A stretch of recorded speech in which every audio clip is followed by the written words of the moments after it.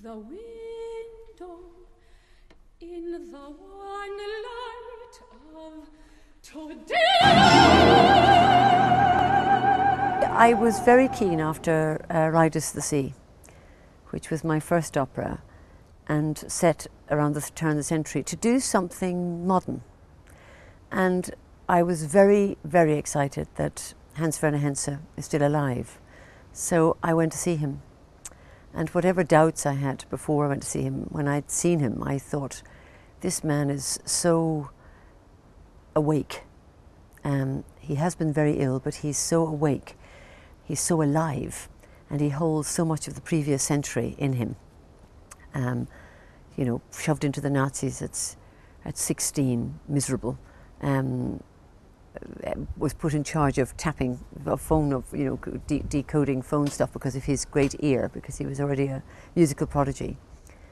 Very, very against the war and against all war. I'm very, very sure that the war had damaged or marked his whole life.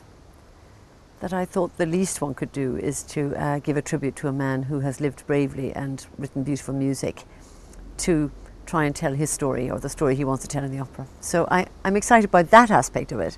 I'm also excited because the text, of course, isn't just any old libretto, but is a beautiful piece of writing by W.A. Jordan. And it begins, actually, I mean, if you had any doubts, it begins with this astonishing kind of clump of poetry sung by a woman called Hilda, who's very old. And in a way, is almost out of the opera. She's just singing about her beautiful young husband who went up a mountain and never came back, and she's been waiting for him ever since, Miss Havisham sort of type. So you're already in a magic area, and I think that suits opera, that it's not, it's ostensibly real, it's a hotel, everybody's there, it's a play, and even Henze calls it a play. It's a play because there's piles of words in it, I suppose. And he's been very careful to allow the words to often just sit on their own without any music. So some of it is spoken. So it bumps into areas that I feel I know a little bit about, and then equally takes me into areas I know nothing about. I know nothing about Austria, but I've just been to Austria with Tom Pye, the designer, and we spent 4 days up in the top of the Alps in a place called Vent. We were trying to find the hotel similar to the one that's in the opera. And winter breaks slowly into a spring in those upper Alps. So we were there in June, so only a month after May when the opera takes place. And you could see that the water still pouring down from the glacier. White, blue, brilliant water. And then you can see sludgy water coming with snow. You sometimes above you could look up at the glacier, or you can see the snow getting caught in crevices.